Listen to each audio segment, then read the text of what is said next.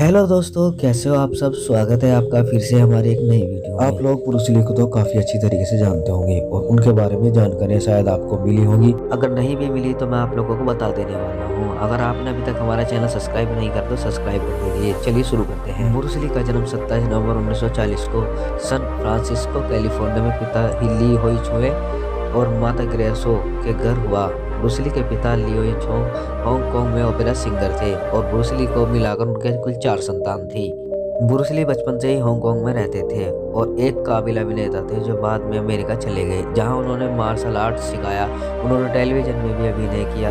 उनकी कुछ जबरदस्त फिल्में और टीवी सीरियल के नाम द ग्रीन हॉर्नेट 1966 से 1967, चाइनीज कनेक्शन और फर्स्ट ऑफ फ्यूरी। उनकी फिल्म एंटर द ड्रैगन के बाद ही 20 जुलाई 1973 को उनका निधन हो गया 32 वर्ष की आयु में। ब्रूस ली के विषय में 20 दिलचस्प तथ्य जो आप नहीं जानते।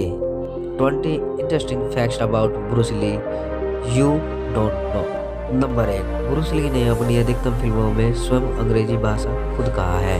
नंबर 2, ब्रूस ली आधे तौर पर जर्मन थे क्योंकि उनके दादाजी 100% जर्मनी के थे। नंबर 3, वे बहुत ही खतरनाक और जबरदस्त ड्राइवर थे। नंबर 4, ब्रूस ली की नज़र कमजोर थी। नंबर 5, ब्रूस ली के परिवार वाले उन्हें लिटिल फ्रिक्स के नाम से बुलाते थे। नंबर 6, वे हांगकांग के चाचा नृत्य चैंपियन रह चुके थे।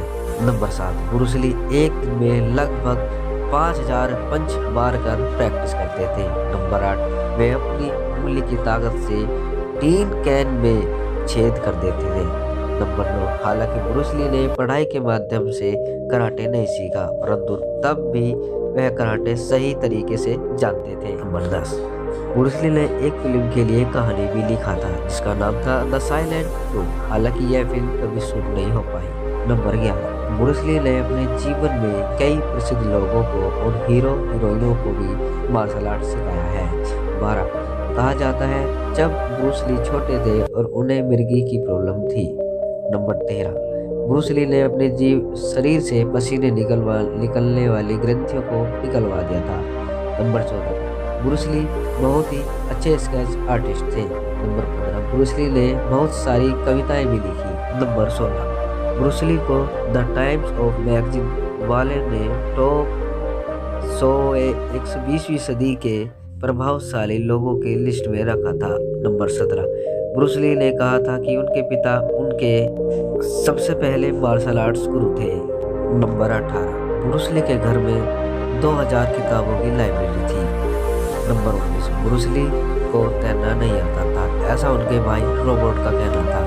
नंबर 20, ब्रूस ली का सबसे मशहूर उदाहरण जो उन्होंने कहा था, if I should die tomorrow will have no regrets, I want to do you can expect it more from life. इसका मतलब था अगर मैं कल मर जाता हूँ मुझे कोई दुख नहीं होगा। मैं जीवन में करना चाहता था वह कर चुका हूँ, आप जिंदगी में क्या उम्मीद नहीं कर सकते। ब्रूस ली की गिरफ्तारी इतनी तेज थी कि एक फिल्म की शूटिंग के दौरान उन्हें एक शॉट को 14 फ्रेम में धीरे करना पड़ता था ताकि इसके बाद यह न लगे कि ब्रूस ली नकली एक्टिंग कर रहे हैं, क्योंकि किसी भी आम शख्स के लिए इतनी गति में लात चलाना लगभग नामुमकिन। ब्रूस ली की मजलिसी फुर्ती का अंदाजा इस बात से लगाया जा सकता है कि वह आपके हाथ बंद करने से पहले ही आपके हाथ से सिक्का निकालकर अपना सिक्का आपके हाथ में थमा देने की हैरत अंगेज क्षमता रखते थे। ब्रूस ली की दीवानगी का अंदाजा इसी से लगाया जा सकता है कि उनके मरने के बाद उनकी लोकप्रियता को बढ़ाने के लिए कई निर्देशकों ने ब्रूस ली जैसे दिखने वाले एक्टरों को अपनी फिल्मों में काम दिया और ये फिल्में धड़ाधड़ हिट भी होने लगी थी, क्योंकि ब्रूस ली के नाम पर दर्शक कुछ भी देखना चाहते थे। इस तरह से ब्रूस ली ब्रांड की लोकप्रियता बनाने के इस तरीके को ब्रूसप्लॉयटेशन नाम दिया गया।